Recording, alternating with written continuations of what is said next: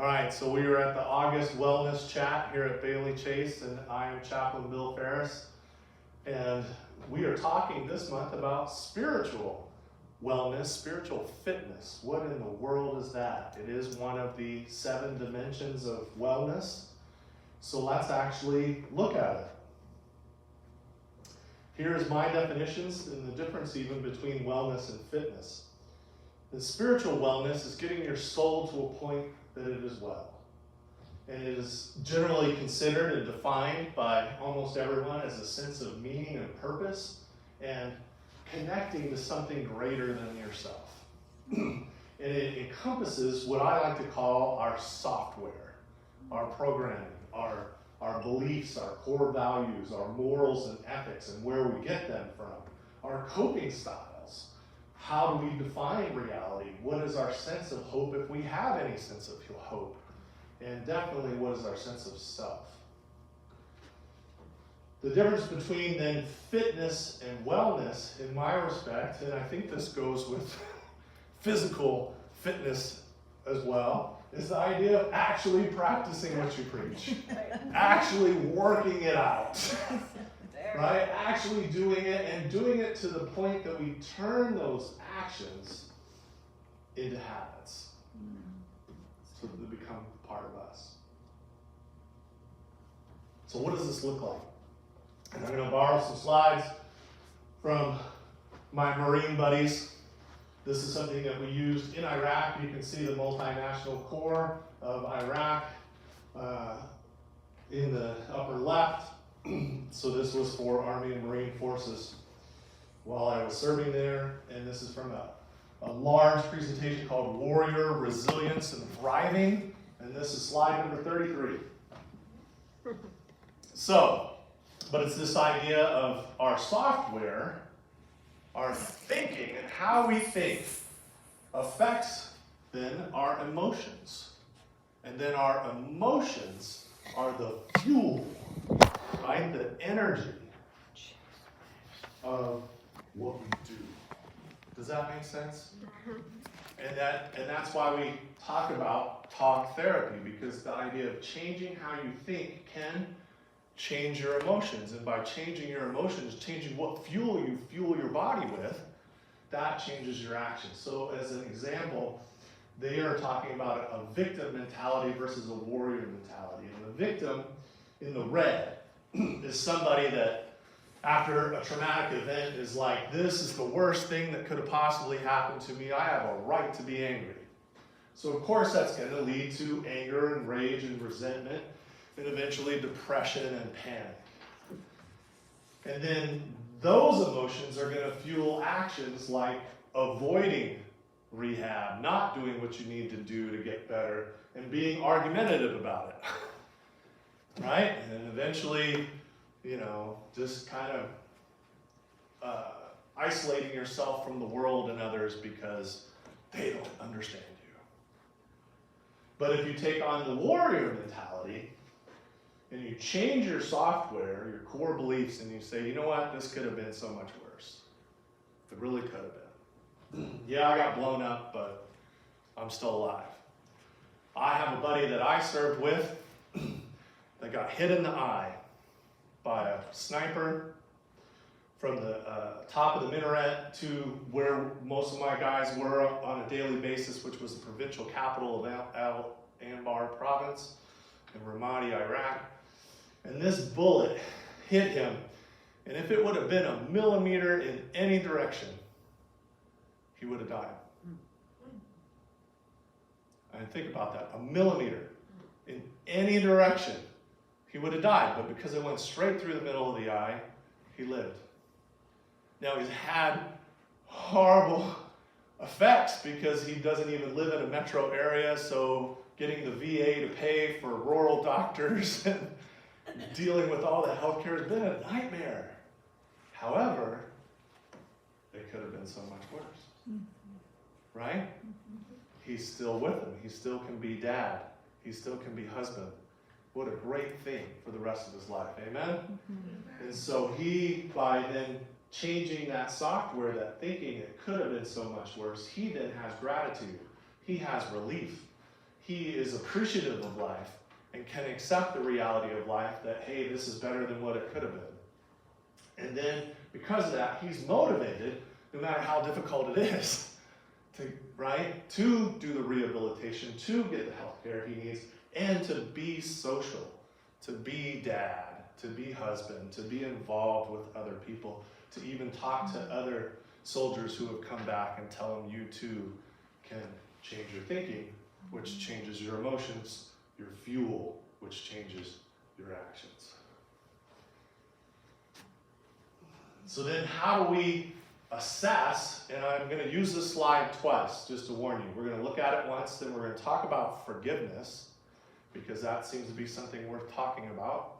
And then we're going to look at it again. So on this first round, I want you to look at particularly the right-hand side and the yellow, orange, and red, to what does spiritual fitness not look like? Well, it looks like somebody who is neglecting or losing or just flat out not living your meaning and purpose in life. Does that make sense? That's a way to assess whether you're spiritually well or spiritually fit.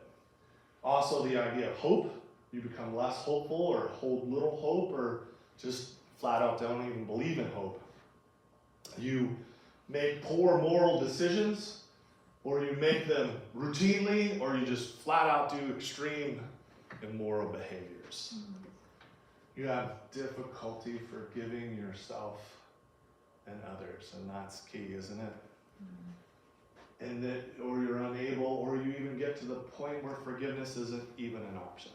You've just given up on that. And because of that, you're less respectful of people of other faiths, of other beliefs, or other football teams. Right? You just don't like them. And you go from less respectful to strong disrespect to just complete disrespect of other people. And because of that, you're neglecting or disregarding or abandoning your core values, your beliefs. You are not practicing what you preach. So let's look at an example. And I picked this one because I thought it was worth talking about, easy to talk about, but also needed to talk about, because we often have this core belief and value that we do believe in forgiveness, especially in a supposedly Christian nation, Christian culture. Christianity in itself is defined by forgiveness. But do we know how to do it? What does it actually look like to practice it, to work it out? So when I looked at forgiveness in the Bible, in both the Hebrew and the Greek words for forgiveness, it is simply a financial term. Right? Your debt is forgiven. But this ends up being utilized then on a human basis. This idea of when you forgive somebody, you get to the point that they don't owe me anything anymore. And note how we talk about forgiveness and forgetting. It does not say to forget. If you were a banker and you have a promissory note, right? You have an expectation that that person's going to pay you every month, right? It's going to pay you back as agreed upon, right? So when we don't forgive somebody, what do? We hold the promissory note. We hold that expectation that you owe me something, and you're going to pay me back at some later date. That's what unforgiveness looks like. You're going to have to pay me back. An expectation. But when we forgive them is when we get to the point where we can stamp debt forgiven on that promissory note and file it away and no longer have it in our random access memory, right? No longer have an expectation that they owe us anything. That's what forgiveness looks like. And how often do we practice that? Because I bet many of you, like myself, probably have a few things cooking in our head where, oh, that person owes me something, right? They owe me respect, or they owe me money, or they owe me, whatever. But when we get to the point where they don't owe us anything, that's when our soul is well and maybe even fit to the point where we're practicing forgiveness on a regular basis, to the point where it's a habit. We don't expect anything from anybody. They don't owe us anything. That is true forgiveness, and that is true spiritual fitness. So now let's look at the green. How do we assess ourselves to be spiritually fit? It's going to look like we are engaged, not only knowing, but engaged in what our life's meaning and purpose is. Are you all familiar with Viktor Frankl? He was a psychiatrist, Holocaust survivor, and all of his family members were taken to various camps. He himself went to 3 different ones. He started at Buchenwald, then he was transferred to Auschwitz, and then lastly he was transferred to Dachau. And in the meantime, they killed all of his family members. But they kept him alive because he was a psychiatrist, which meant he cared about his people and was actually keeping them hopeful. That he helped them have meaning and purpose. And the idea of even chanting their prayer, Shema, O Israel, they chanted that like we would maybe say the Lord's Prayer or Amazing Grace or something on the way to the gas chambers. That's what they did. And because of that, they kept him alive, and he wrote a book, Man's Search for Meaning. And it is actually, and developed something called logos therapy. It is actually kind of the foundation of today's, what we call positive psychology. And so he thinks, and obviously most everybody else now thinks, because the whole positive psychology movement has come from Viktor Frankl and Man's Search for Meaning. And then eventually picked up, if you're writing this down, by Martin Seligman, and particularly studied at the University of Pennsylvania. And that's where the Army Resilience course comes from, UPenn. Awesome. And so he says it starts with knowing your meaning and purpose in life. And obviously that's spiritual, or if you'd like the larger term, existential.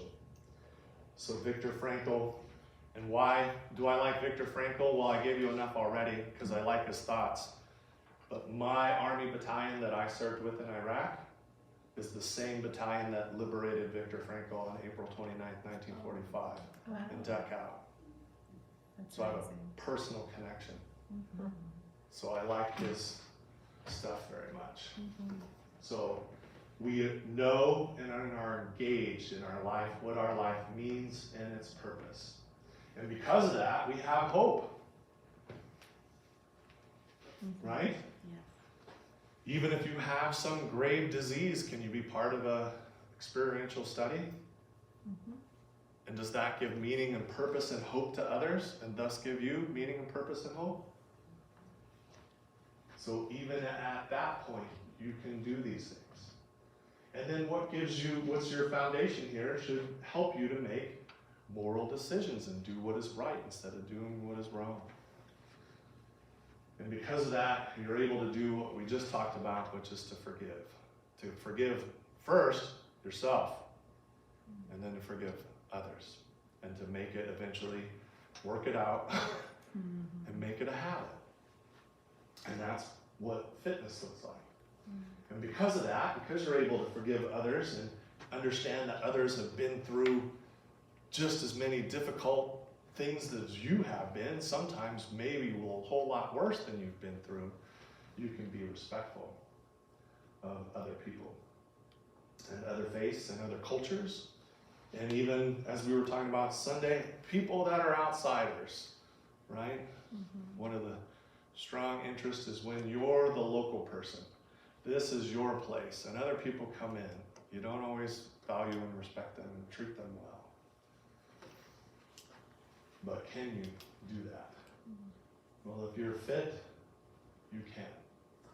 And lastly, that's going to show up that you are engaged in actually practicing what you preach regarding your core values and your core beliefs. So you talk about forgiveness, but you actually do it.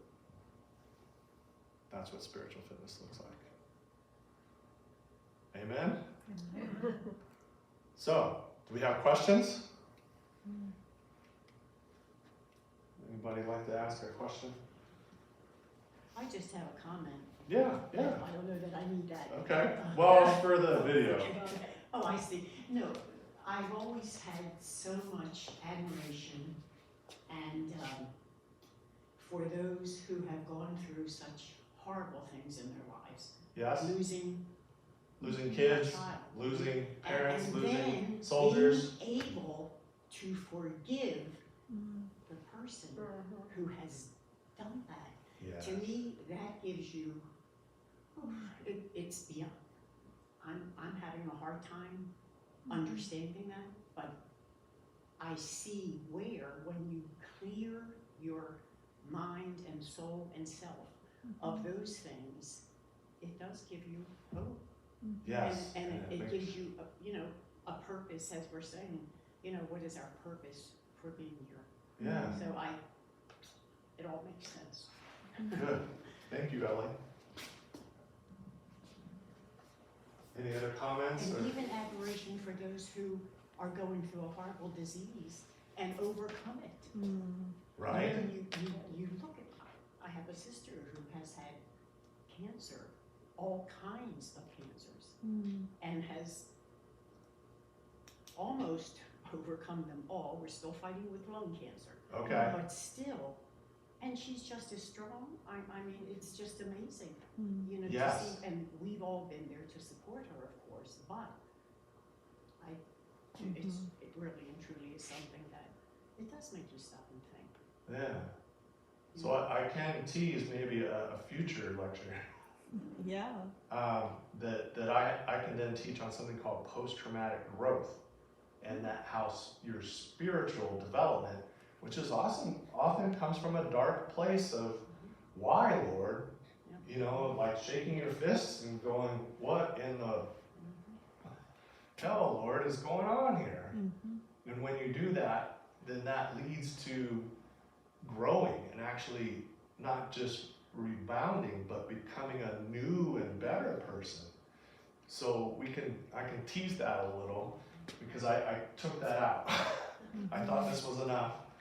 And I took that out because there's a lot with that idea, but just to tease it a little, that when we go through very hard times, it is often the spiritual struggle. And when we can get our soul kind of right and, get right with God, why do these bad things happen? And then get right with ourselves, then we can truly get right with others. Yeah, I like the way you tied that in. I like the way you define spiritual fitness. I was curious. Yes. Yeah, and I like that. And different than Makes wellness. sense. Yeah. Because wellness was pretty well established of meaning, Exactly. purpose, sense of something greater than yourself. But to keep it fit, you gotta act. You got to work on it, right? Which is what you got to do when you're lifting weights Correct. or swimming, Make it a right? routine. Is to Yeah. actually do it. Good job. Yeah. That was very, very interesting. Yeah. I like the correlation to practice. Yes. The idea of Orthopraxy instead yes. of orthodoxy. yes. Do you guys know those terms? Orthodoxy is standard core beliefs. Orthopraxy, standard core practices. Are these slides available to us? That's why we're recording it. We're hoping to put it on the 900 channel. No, I mean If you want them, physically. Della, Yeah. I can give them to you. Physically, yes, She wants to hold them in her hand. yeah. But I hand wrote a little, Thank you.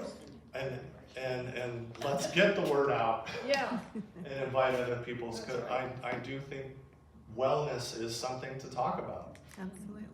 Physical wellness, emotional, spiritual wellness, financial wellness. There are just many things to talk about of how to take care of ourselves better so that we can influence and make a difference on others and love others and forgive others. Social wellness. Yes, social balance, because that's, if we can learn forgiveness on the spiritual side, then our social fitness, our social wellness can be better. See how they all fit together? We're at the point, this is kind of our last chances for wellness of any kind. I mean, you know, we're Yeah. at an age that we know we've got more limited. We used to think it would just go on, Yes, but we're not. but you know the end in sight just by coming here, Right. right? However, it's also this idea of as your body declines and your mind declines and you know you can't do everything that you used to do and you're not in control of everything that you used to be in control of. You might have to relearn forgiveness, relearn what it means to accept somebody's help, right? In a way that you used to be able to do everything on your own. In fact, probably even most of you took care of others, right? And were responsible for other people. And yet now you have to learn how to accept help and to switch the idea of, so let's just end on this, because this has come up a couple times.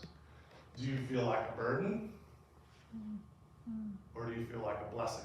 Did you know by asking for help, you're providing somebody with a job?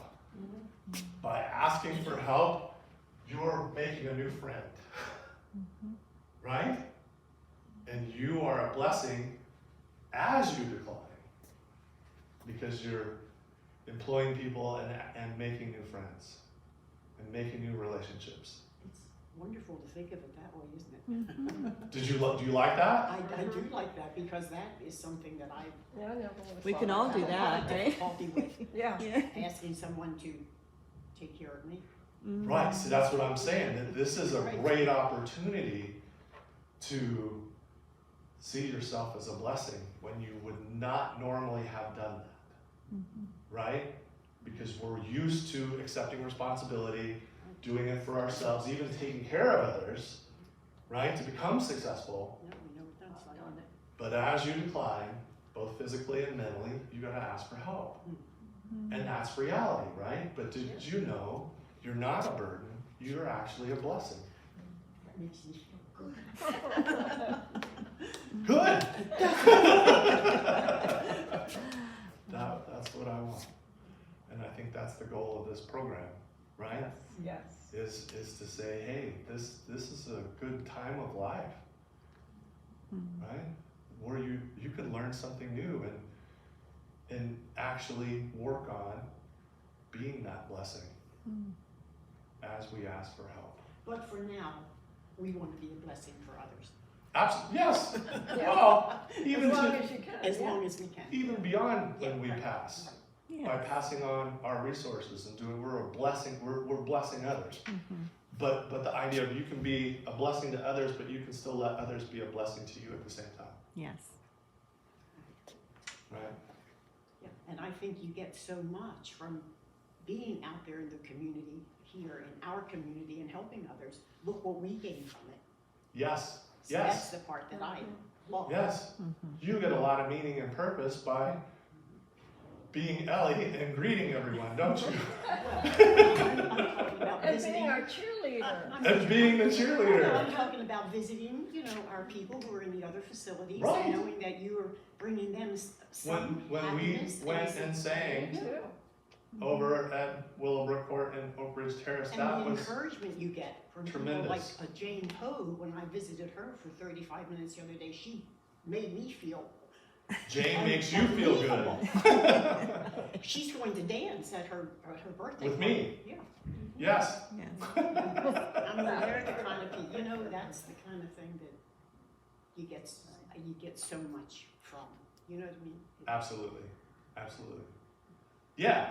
Jane's a great She's person to just a look great up to, person look of up somebody at that age, still, like you said, you go to see her to cheer her up, she cheers you up. Absolutely. It's wonderful that she can do all the Yes, things she can do. Yep. So I would argue Jane is a great example of spiritual fitness. Fitness. Is there a question about it? Very uplifting, yes. Yep. Warrior Jane. Warrior Yeah. Jane. All right. Very good. Well, amen. Thank you so much. Thank you. Thank you. All right. Very